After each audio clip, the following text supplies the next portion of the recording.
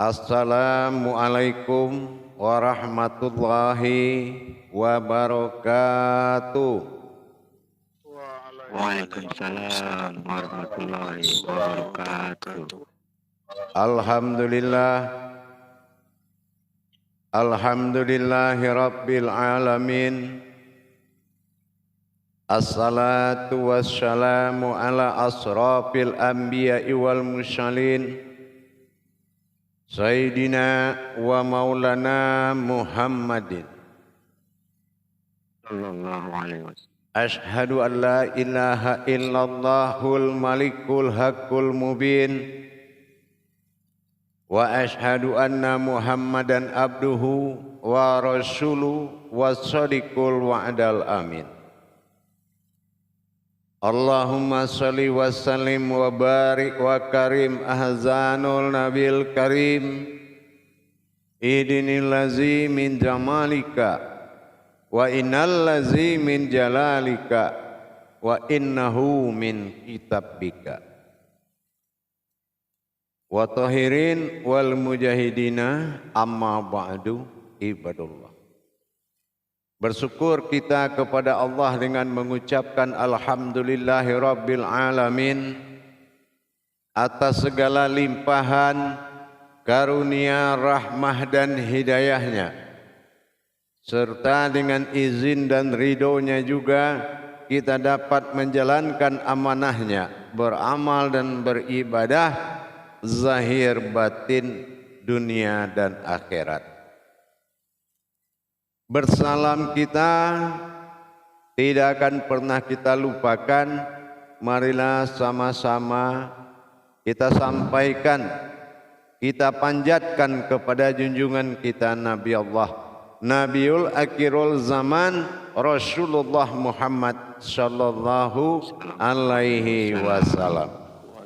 Atasnya kalimahnya kita kalamkan bersama-sama dengan membacakan Allahumma sholli ala Sayyidina Muhammad wa ala ali Sayyidina Muhammad. Jamaah grup bimbingan belajar dasar rahimakumullah, di dalam menjalankan amanah Allah Subhanahu wa ta'ala perlu beberapa hal yang harus kita pikirkan. Pertama, kita harus mengerti apa hakikat yang kita kerjakan. Ini dalam menjalankan perintah Allah. Apa hakikat yang kita kerjakan? Yang kedua, apa hakikat yang mengerjakan? Nah, ini juga harus tahu. Kalau yang dikerjakan hakikatnya kita tidak tahu, ditambah lagi siapa, kodrat apa yang mengerjakan amalan itu di diri kita.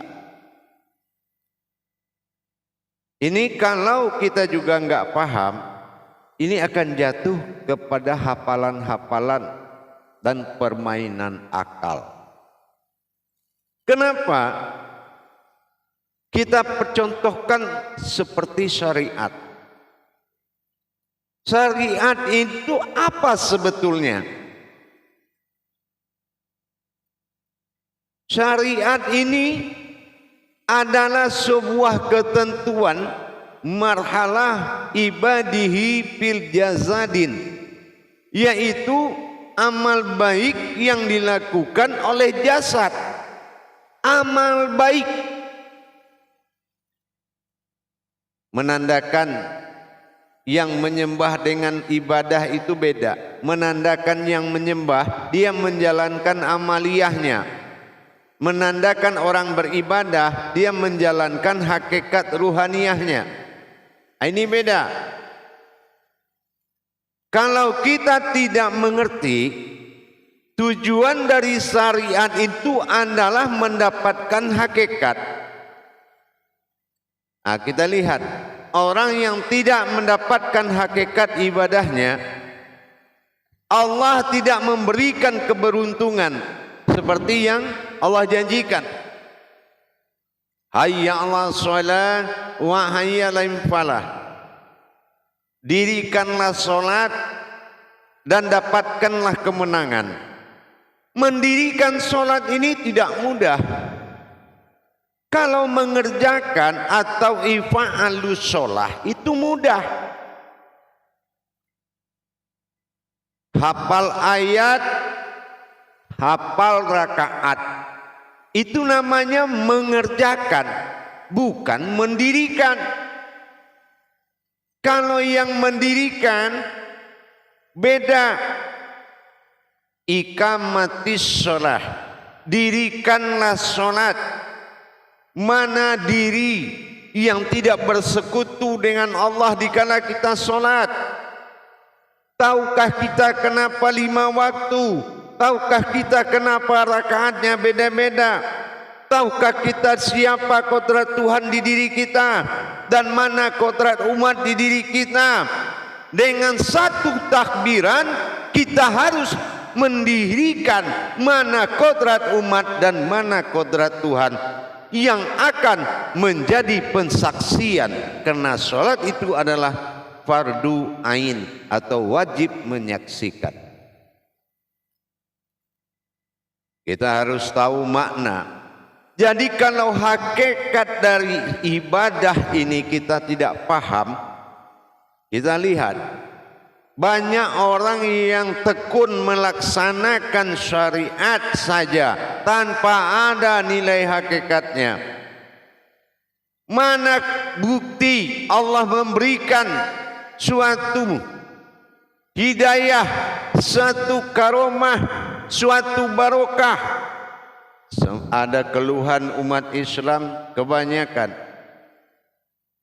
Buya, saya rajin sholat, bahkan sholat hajat, sunnah hajat, apapun saya lakukan di malam hari. Sholat fardu, belum lagi datang waktu saya sudah duduk di masjid, begitulah rajinnya saya. Tapi kenapa hidup saya begini aja? Nasib saya nggak ada perubahan, kemudahan dalam hidup saya tidak datang. Janji Allah seperti tidak terjadi di diri saya, Buya. Kenapa itu? Padahal saya berbuat baik. Betul. Tidak ada yang mengatakan sholat itu perbuatan salah. Tetapi jangan lupa, kalau tidak paham hakikat dari perbuatan itu bernama ibadah. Kalau itu tidak terjadi, maka amaliyah yang dikerjakan menjadi suatu masalah besar. Apa contohnya? Naik kita pada sajadah. As-sajadah ini nama lembaran Al-Quran. Nah, kita harus menginjak sajadah itu. Sebetulnya ini sangat tinggi maknanya.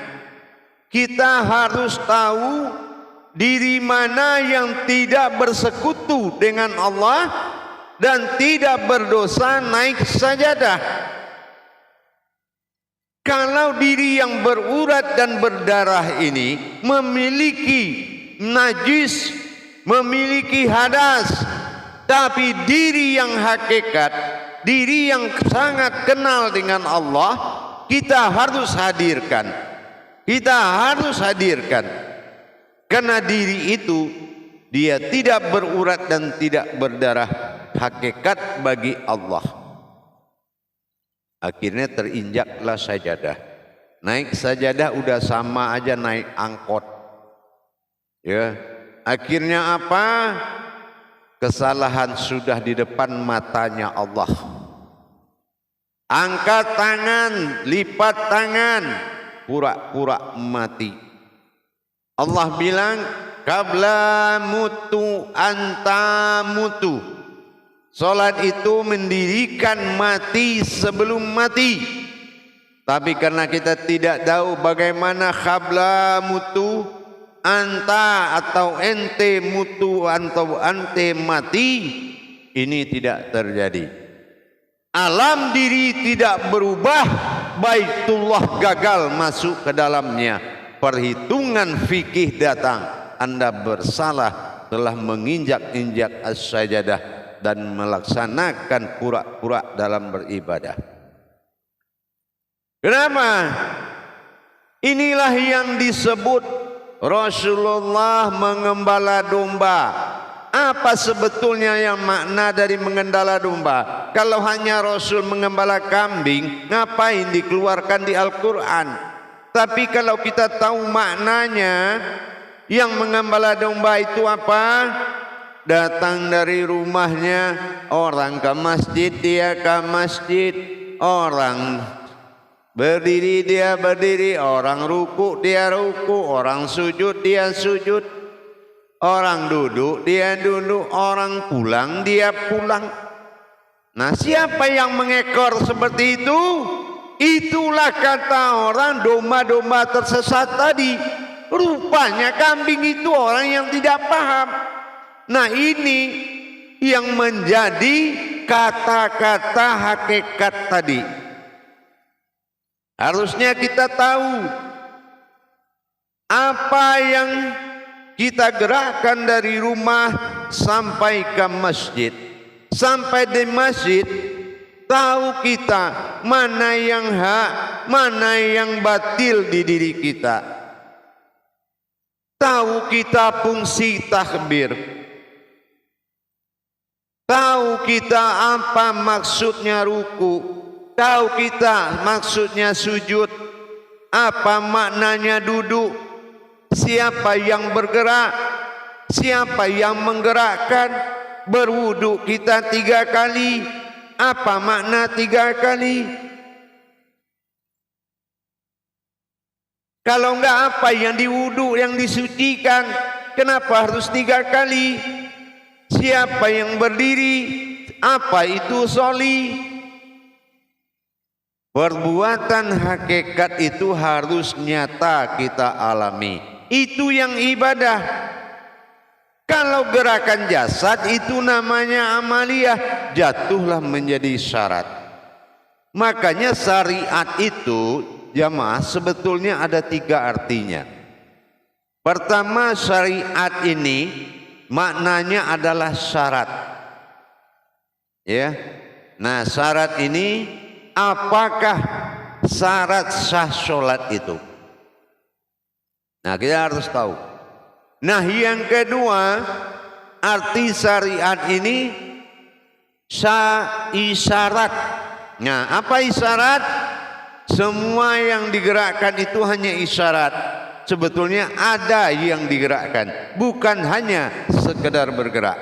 Kalau kosong gerakan kita, maka iblis akan mengisi posisi kosong tadi.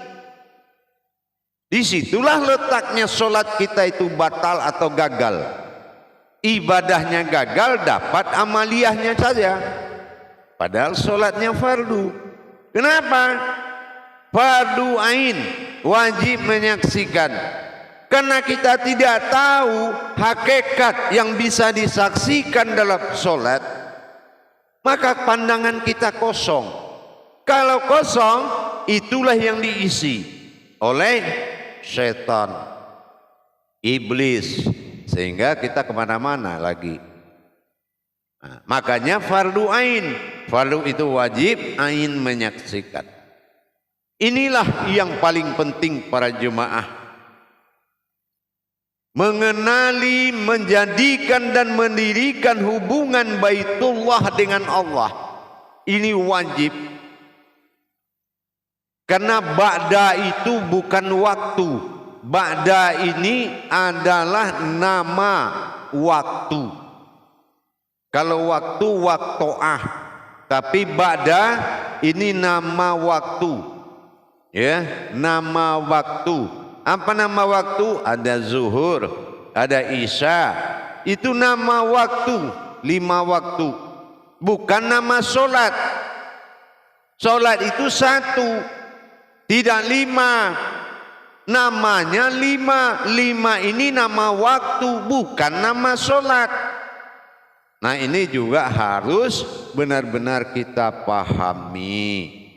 Ya, isi-isi sholat itu apa? Syarat sah sholat itu 3. Yang pertama fikli, kedua khauli, ketiga khalbi. Fikli itu artinya siapa yang berbuat. Khauli itu apa yang kamu baca, apa makna yang kamu baca.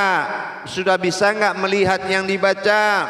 Yang ketiga khalbi, di mana kita berdiri sholat, mana alam sholat itu. Nah ini jadi harus kita ketahui semuanya.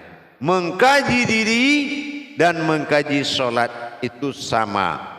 Jadi jangan coba-coba mengkaji diri tanpa jalur sholat. Ini akan bisa merusak. Jamaah yang dirahmati Allah rahimakumullah.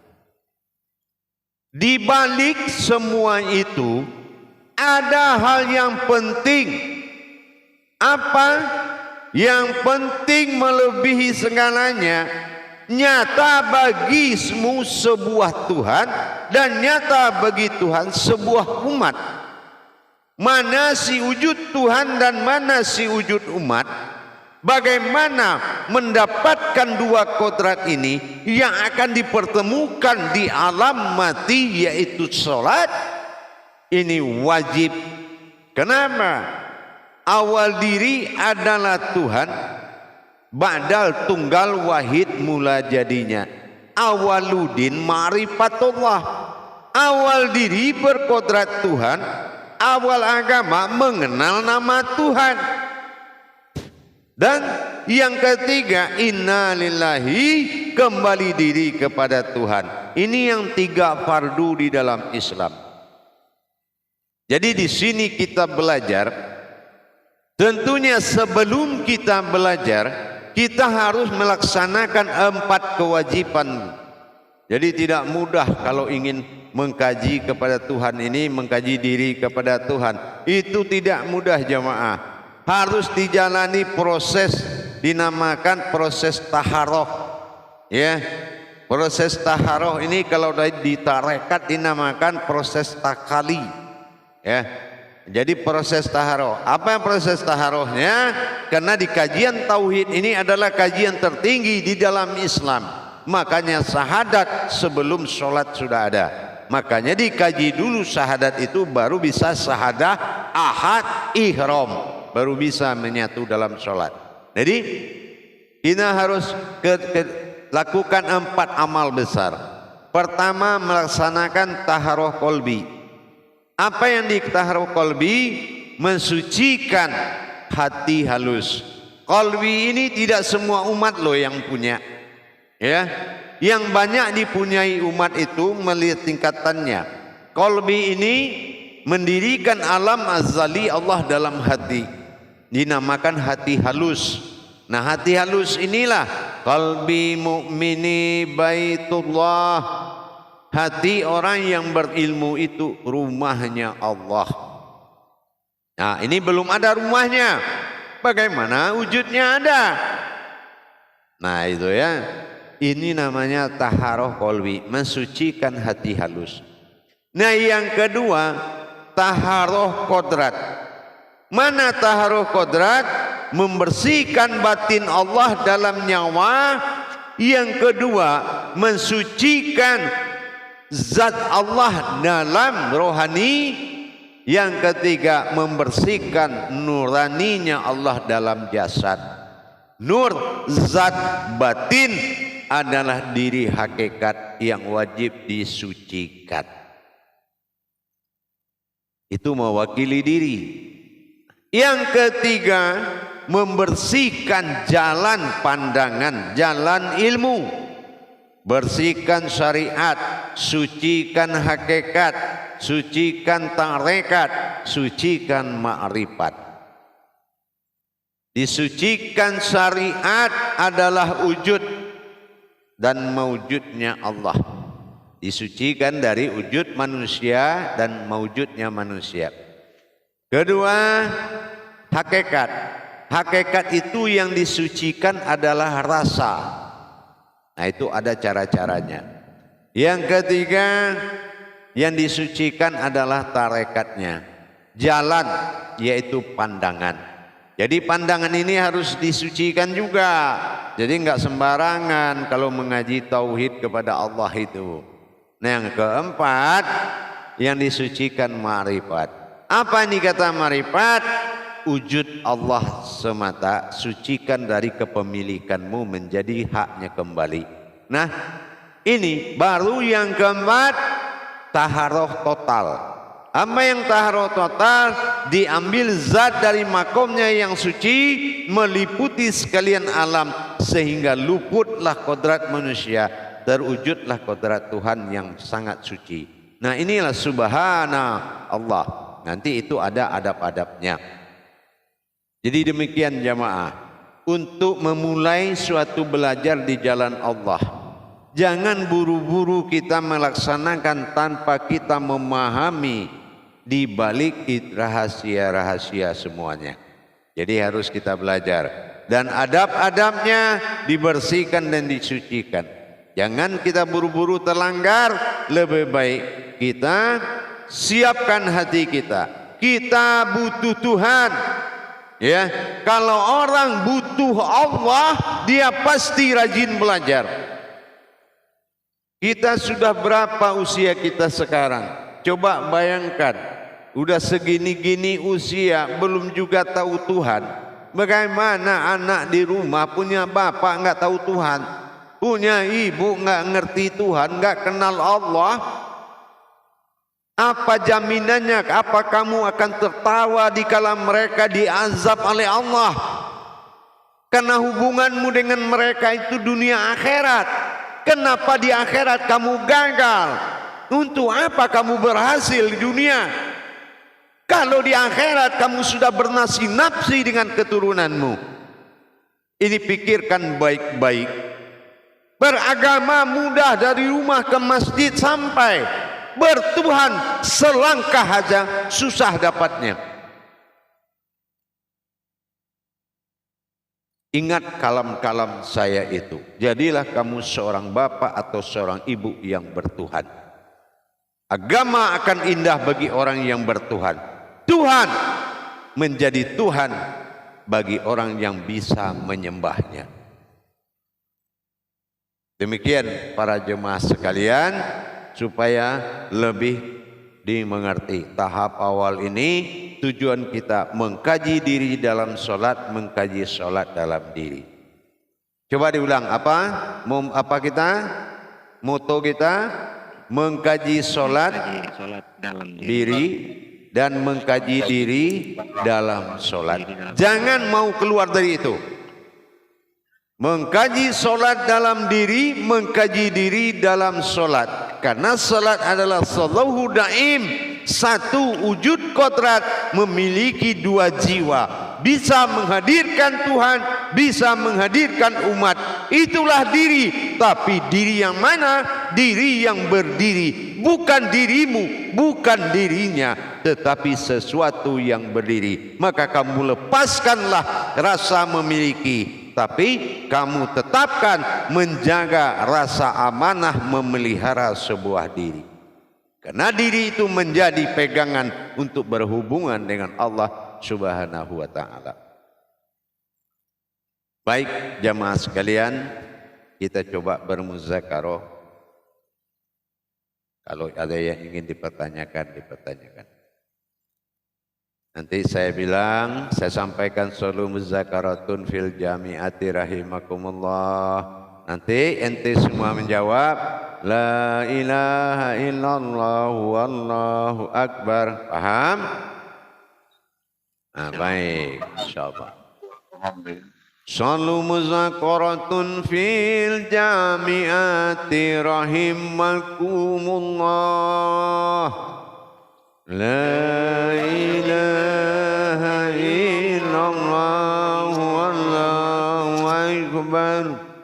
Silakan moderator diwakili khalifah dulu untuk mengurus jamaah, wakili jamaahnya untuk bertanya dalam muzakarah. Alhamdulillah, terima kasih Bu ya. Assalamualaikum warahmatullahi wabarakatuh. Waalaikumsalam. Demikianlah tadi jemaah sekalian, yang mana tausiah satu persatu telah Buya sampaikan perihal dari syariat dan sholat, berikut juga dengan diri, yang mana syariat ini adalah untuk mendapatkan hakikat. Untuk selanjutnya, bagi yang ingin bertanya, saya persilakan, tolong ditekan tanda telapak tangannya. Silakan Bapak, Ibu. Silakan Pak Muhammad Amin. Silakan Pak Muhammad Amin. Ya, terima kasih Khalifah. Assalamualaikum warahmatullahi wabarakatuh, Buya. Waalaikumsalam. Waalaikumsalam warahmatullahi wabarakatuh. Alhamdulillah, Buya diberi kesempatan sudah bisa menghadiri untuk pemahaman di awal ini, Buya. Insya Allah. Insyaallah, Buya. Yang ingin saya tanyakan, kapan pelaksanaan taharuh itu bisa dimulai, Buya, untuk 14 hari selanjutnya, Buya? Kalau pelaksanaan taharoh sudah mulai bisa dilaksanakan di grup pengawal ini. Nanti 14 kali, tidak perlu beruntun harinya 14 hari, cuma dia wajib 14 kali. Laksanakan tata tertib yang telah disampaikan tulisannya di grup.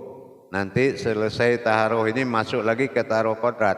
Selesai taharoh kodrat masuk ke taharoh makom yang 4, syariat, hakikat, tarikat, marifat. Yang kelima sucikan lagi, yaitu taharoh total zahir batin. Nah, di dalam pelaksanaan taharoh ini pengajian jalan terus. Ya. Insyaallah. Nah, bagi yang menjalankan taharoh, begitu ada pengajian, taharohnya ditunda, diliburkan semalam. Ya, kalau masuk jadwal pengajian, ya. Saya akan jadwalkan pengajian dasar, bimbingan dasar ini nanti di malam Minggu, malam Senin. Setiap Minggu malam Senin jam 19. Nah, kalau jamnya ini bisa bergeser, kalau enggak jam 19 bisa jam 21. Itu bisa digeser. Nanti dalam pengajian ini ternyata bagus, adabnya bagus, terus memang mengejar, ini akan bisa jadi akan dipindahkan ke grup belajar dasar 1. Nah, gitu berdiri ini. Kalau ini kan umum, ini semuanya gabung di sini.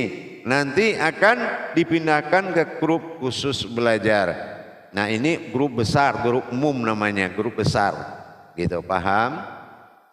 Paham, Buya. Sekalian Buya minta izin, minta halal, minta ridho untuk melaksanakan taharah mulai malam ini, Buya. Amin. Barakallahu alim, barakallahu ya karim, ya rahman, ya rahim. Insyaallah. Baik. Terima kasih, Buya. Wassalamualaikum warahmatullahi wabarakatuh. Waalaikumsalam warahmatullahi wabarakatuh. Silakan lanjut. Baiklah, untuk selanjutnya tadi Pak Muhammad Amin. Selanjutnya silakan Bapak, Ibu.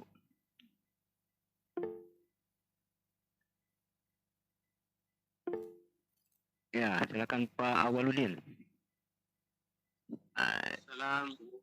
Awaludin. Waalaikumsalam warahmatullahi wabarakatuh. Selalu Buya, kami alami. Amin. Insyaallah.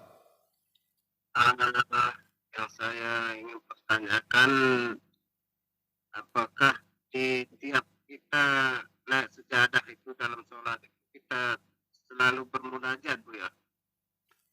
Terima kasih. Baik. Munajat adalah adab. Adab bukan sopan santun, tetapi adab ada ilmunya. Ya, ada ilmunya, cara menaiki sesuatu ibadah. Ya, menjalankan suatu ibadah. Itu ada ilmunya. Nah, gitu ya. As-Sajadah adalah surat yang ke-32 dalam Al-Quran. Dibalik As-Sajadah itu menjadi surat 23 kalau angkanya dibalik. Namanya surat Al-Mu'min. Jadi yang boleh sajadah ini namanya batasan. Jadi yang boleh naik ke situ adalah orang yang berilmu, orang mukmin. Kenapa? Karena dia tahu mana kodrat yang dilangkahkan, diri yang dibawa itu. Nah, tapi kalau masih ada berlaku nilai hadas di dalam diri, kotoran segala macam, nilainya masih tetap ada, itu sebetulnya sangat tidak baik. Ya, nah makanya harus memiliki munajat. Ada munajat-munajatnya. Semua gerakan itu ada munajatnya. Ya, paham? Allah ya. Masih ada? Bagaimana Pak Waldin? Cukup? Cukup ya? Nah, selanjutnya Pak Abdul Sam, silakan. Baik, waalaikumsalam warahmatullahi wabarakatuh. Assalamualaikum warahmatullahi wabarakatuh. Waalaikumsalam. Salam, videonya dibuka.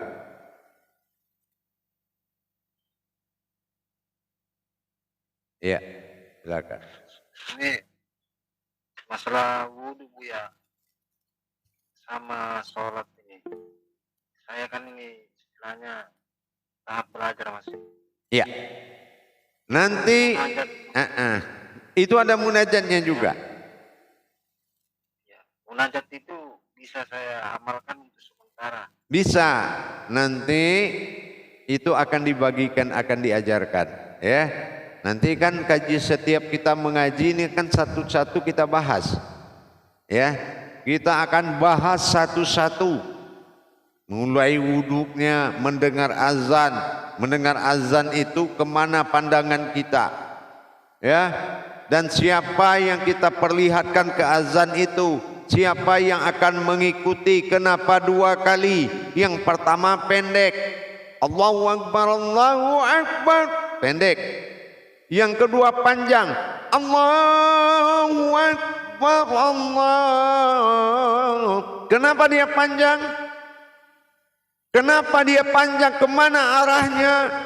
Kita harus tunggu dengan pandangan dan perlihatkan kemana arahnya azan itu. Kalau tidak paham itu, lain yang dipanggil, lain yang datang. Paham? Nah, begitu juga berwuduk ini. Kenapa 3 kali? Mana kodrat Allah yang 3 itu? 1 jadi tubuh, 1 jadi diri, 1 jadi nyawa. Mana kodrat yang fana filah? Diri fana itu, mana nurani, mana zatnya Allah, mana batin pada nyawa. Kita akan belajar satu persatu, insya Allah. Paham? Insyaallah Bu ya, insyaallah. Baik, begitu. Jadi untuk dasar ini cukup diketahui dulu bahwasan beribadah kepada Allah ini tidak semudah apa yang kita pikirkan. Nah, begitu. Ya, tidak semudah seperti apa yang kita pikirkan. Semua itu harus nyata adanya. Itu paham? Insyaallah Bu ya, insyaallah. Baik. Terima kasih Bu ya. Iya, baik, sama-sama, insyaallah. Assalamualaikum warahmatullahi wabarakatuh. Waalaikumsalam Waalaikumsalam warahmatullahi wabarakatuh. Silakan. Untuk selanjutnya silakan. Ini akunnya Mirani Nugraha, aslinya siapa nih Pak ya? Soalnya namanya nggak ada di sini Pak. Dengan Pak siapa ini? Silakan Pak Mirani Nugraha, Nurgaha. Nah, suaranya, audionya dibuka. Audionya dibuka dulu Pak, audionya. Yang di tengah-tengah handphone Bapak. Iya, silakan. Ya, silakan.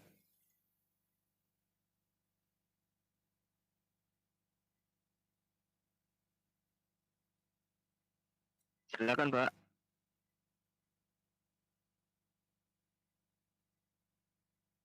Baik, suaranya tidak keluar, mungkin ada masalah dengan handphonenya. Baik, lanjut yang lain. Silakan selanjutnya Kita cancel dulu Pak akun Mirani Nugraha ini. Selanjutnya silakan yang ingin bertanya.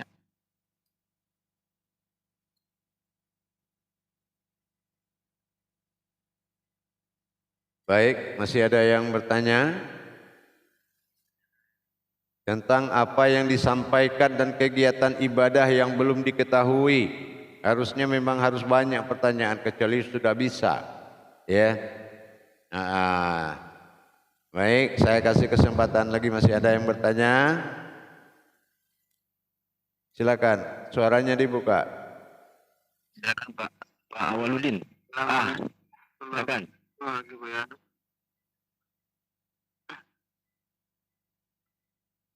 Ya, silakan. Lanjut Pak, lanjut. Suara saya ada karena sinyal agak ini di sini. Ya, silakan. Mengenai cara-cara sholat tuh, kalau kita udah hafal itu Buya, kayak dari munajatnya, dari munajat wudu, naik sujadah, sholatnya itu apakah bisa langsung kita laksanakan Buya gitu, sholatnya? Belajar sholat sama seperti belajar sepeda atau belajar naik motor. Ya, artinya apa? Belajar sambil bekerja, mengerjakan. Tidak ada orang belajar sholat berhenti dulu sholatnya. Nah, itu salah. Jadi sambil belajar, sambil praktek. Kalau Allah sudah percaya memang kamu butuh Allah, butuh Tuhan, ingin menghadap Allah, ingin menghadap Tuhan, insya Allah ilmu itu akan semakin dibuka oleh Allah. Gitu ya, tergantung hati kita tadi. Gitu, paham? Insya Allah Buya, insya Allah. Terus masih ada? Silakan aja kalau ada tanyakan boleh. Waalaikumsalam warahmatullahi wabarakatuh. Baik, masih ada?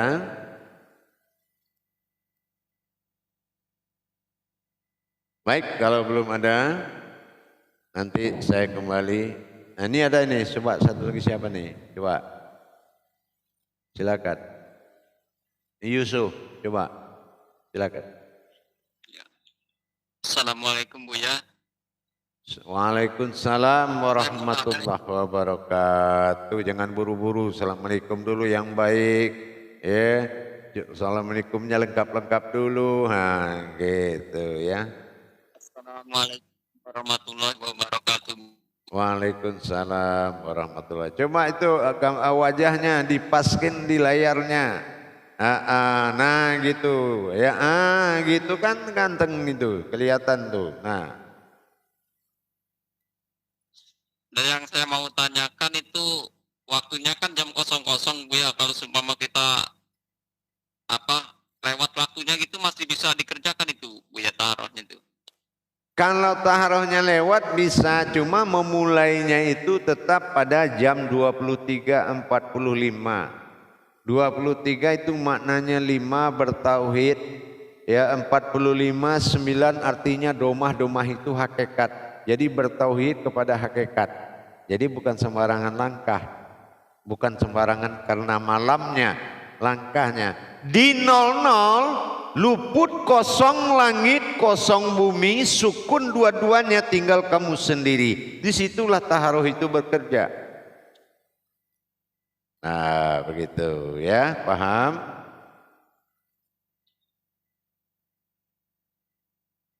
Itu waktu jam 23.45 itu Bu ya, itu waktu kita mulai dari sholat apa waktu kita zikirnya itu Bu ya? Suku zikirnya.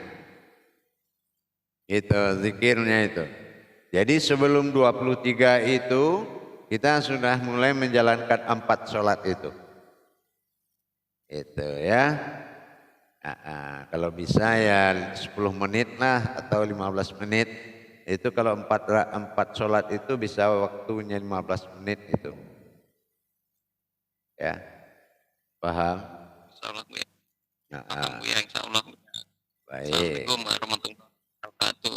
Waalaikumsalam. Nanti kalaupun kita masih taharoh, belajar tetap aja jalan. Gitu. Nanti ini kan grup besar ini, nanti akan masuk ke grup khusus belajar. Gitu, paham? Paham Buya, insyaallah. Insyaallah. Baik. Masih ada jamaah yang bertanya? Ya, silakan. Namanya Abdi Syam.